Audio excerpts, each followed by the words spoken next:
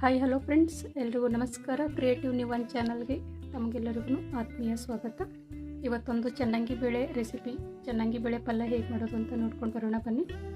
ಕಡಾಯಿಗೆ ಒಂದು ಸ್ವಲ್ಪ ಎಣ್ಣೆ ಹಾಕಿಬಿಟ್ಟು ಸಾಸಿವೆ ಜೀರಿಗೆ ಹಾಕಿದ್ದೇನೆ, ಈರುಳ್ಳಿ ಹಾಕ್ತಾಯಿದ್ದೇನೆ. ಇವಾಗ ಎಣ್ಣೆ ಸ್ವಲ್ಪ ಚೆನ್ನಾಗಿ ಕಾಯಬೇಕು. ಚೆನ್ನಾಗಿ ಕಾದ ನಂತರನೇ, ಅಂದರೆ ಈ ಜೀರಿಗೆ ಮತ್ತು ಸಾಸಿವೆ ಸಿಡಿದ ನಂತರ ಈರುಳ್ಳಿನ ಹಾಕಬೇಕು. ಈರುಳ್ಳಿ ಹಾಕ್ಬಿಟ್ಟು ಚೆನ್ನಾಗಿ ತಿರುಗಬೇಕು. ಅದಕ್ಕೆ ಎಣ್ಣೆಯಲ್ಲಿ ಬೆಂದ್ಕೊಳ್ಬೇಕು. ಈರುಳ್ಳಿನ ಚೆನ್ನಾಗಿ ಬೆಂದ್ಕೊಳ್ಬೇಕು, ಇಲ್ಲಾಂದರೆ ಹಸಿ ಹಸಿ ಬಾಯಿಗೆ ಬರುತ್ತೆ, ಚೆನ್ನಾಗಿರಲ್ಲ. ತುಂಬ ಈಸಿ, ಮಾಡೋದು ಕೂಡ ತುಂಬ ಸುಲಭ, ಬೇಗನೆ ಮಾಡ್ಬೋದು. ರೊಟ್ಟಿ, ಅನ್ನಕ್ಕೆ, ಚಪಾತಿಗೆ ಕೂಡ ತುಂಬ ಅಂದರೆ ತುಂಬ ಚೆನ್ನಾಗಿರುತ್ತೆ. ಕರಿಬೇವಿನ ಸೊಪ್ಪು ಹಾಕೋಣ. ಸ್ವಲ್ಪ ಕರಿಬೇವಿನ ಸೊಪ್ಪು ಇದ್ರೇ ಪಲ್ಯ ಕಲರ್ಫುಲ್ಲಾಗಿ ಕಾಣಿಸೋದು. ತುಂಬ ಅಂದರೆ ತುಂಬ ಚೆನ್ನಾಗಿರುತ್ತೆ. ನಮ್ಮ ಮನೆಯಲ್ಲಿ ನಾವು ಹೇಗೆ ಮಾಡ್ತೀವೋ ಒಂದ್ಸರಿ ನೀವು ಮಾಡಿ ನೋಡಿ, ಹೇಗೆ ಬಂದಿದೆ ಅಂತ ಕಮೆಂಟ್ ಮಾಡಿ. ಇದಕ್ಕೆ ಇವಾಗ ಒಂದು ಹೆಚ್ಚಿದ ಟೊಮೆಟೊನ ಹಾಕೋಣ. ಟೊಮೆಟೊ ಹಾಕ್ಬಿಟ್ಟು ಚೆನ್ನಾಗಿ ಕಲಿಸ್ಬೇಕು ಎಣ್ಣೆಯಲ್ಲಿ. ಟೊಮೆಟೊನ ಚೆನ್ನಾಗಿ ಬೆಂದ್ಕೊಳ್ಬೇಕು, ಇಲ್ಲಾಂದರೆ ಹಸಿ ಹಸಿ ಬರುತ್ತೆ. ಎಣ್ಣೆಯಲ್ಲಿ ಬೆಂದ್ಕೊಳ್ಬೇಕು. ನಾವು ಟೊಮೆಟೊ ಪಲ್ಯ ಮಾಡಬೇಕಾದ್ರೆ ಎಣ್ಣೆಯಲ್ಲಿ ಹೇಗೆ ಬೇಯಿಸ್ತೀವಲ್ವ, ಆ ಥರ ಚೆನ್ನಾಗಿ ಬೆಂದ್ಕೊಳ್ಬೇಕು. ಎಣ್ಣೆಯಲ್ಲಿ ಫ್ರೈ ಆಗಬೇಕು, ಅದನ್ನು ಚೆನ್ನಾಗಿ ಫ್ರೈ ಆಗಬೇಕು. ಈ ರೆಸಿಪಿ ನಿಮ್ಗೆ ಇಷ್ಟ ಆದರೆ ಒಂದು ಲೈಕ್, ಕಮೆಂಟ್, ಶೇರ್ ಮಾಡಿ, ಸಬ್ಸ್ಕ್ರೈಬ್ ಮಾಡಿ. ಜೊತೆಗೆ ಹೇಗೆ ಬಂದಿದೆ ಅಂತ ಕಮೆಂಟ್ ಮಾಡಿ. ಇದಕ್ಕೆ ಸ್ವಲ್ಪ ಮುಚ್ಚಿಡೋಣ. ಎಣ್ಣೆನ ಅದು ಉಗಿಗೆ ಒಂದು ಸ್ವಲ್ಪ ಆವಿ ಹಿಡ್ಕೊಳ್ಬೇಕು. ತುಂಬ ಚೆನ್ನಾಗಿ ಬರುತ್ತೆ, ಅಂದರೆ ಬೆಂದ್ಕೊಂಡಂಗೆ ಆಗುತ್ತೆ. ನೋಡಿ ಎಷ್ಟು ಚೆನ್ನಾಗಿ ಬೆಂದ್ಕೊಂಡಿದೆ ಎಣ್ಣೆಯಲ್ಲಿ. ತುಂಬ ಅಂದರೆ ತುಂಬ ಚೆನ್ನಾಗಿರುತ್ತೆ, ಮಾಡಿ ನೋಡಿ.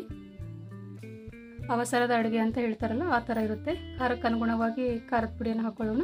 ನಾನಿಲ್ಲಿ 1.5 ಸ್ಪೂನಷ್ಟು ಖಾರದ ಪುಡಿಯನ್ನು ಹಾಕ್ತಾಯಿದ್ದೇನೆ. ನೀವು ಹೆಚ್ಚು ಕಡಿಮೆ ಮಾಡ್ಕೊಳ್ಬೋದು. ರುಚಿಗೆ ತಕ್ಕಷ್ಟು ಸ್ವಲ್ಪ ಅರಿಶಿನ, ಸ್ವಲ್ಪ ಅಂದರೆ ಸ್ವಲ್ಪ ಅರಿಶಿನ, ಇಲ್ಲಾಂದರೆ ಕಲರ್ ಚೇಂಜ್ ಆಗಿಬಿಡುತ್ತೆ.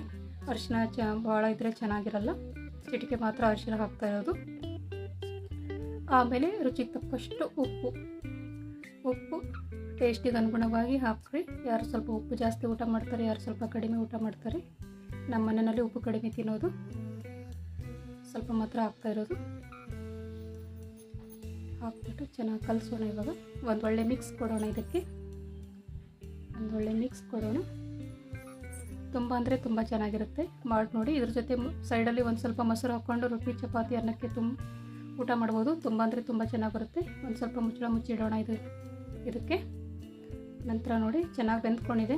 ಇದಕ್ಕೆ ಚನ್ನಂಗಿ ಬೇಳೆ, ಮಸೂರ್ ದಾಲ್, ಮೈಸೂರು ದಾಲ್, ಚನ್ನಂಗಿ ಬೇಳೆ ಅಂತ ಏನು ಹೇಳ್ತೀವಲ್ಲ, ಇದನ್ನು ಹಾಕೋಣ. ಚೆನ್ನಾಗಿ ಕ್ಲೀನ್ ಮಾಡಿರೋ ಚನ್ನಂಗಿ ಬೇಳೆ ಇದು.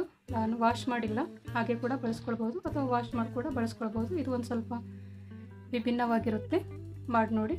ಒಬ್ಬೊಬ್ಬರ ಮನೆಯಲ್ಲಿ ಒಂದೊಂದು ಥರ ಅಡುಗೆ ಇರುತ್ತೆ.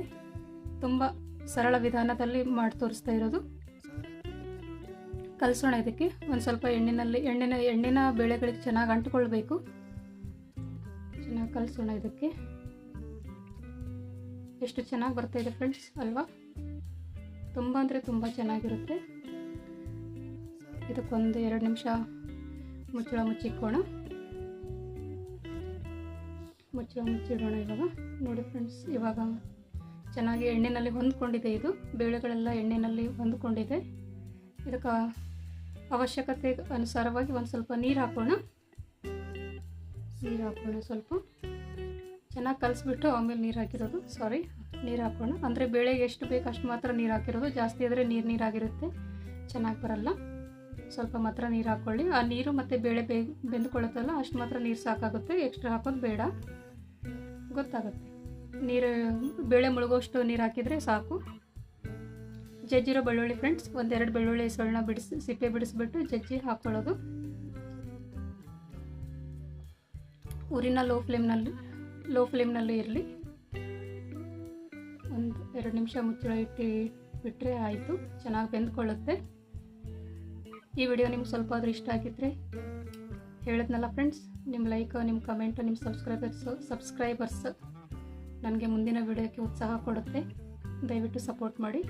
ಕೊನೆಯಲ್ಲಿ ಕೊತ್ತಂಬರಿ ಸೊಪ್ಪನ್ನು ಉದುರಿಸೋಣ.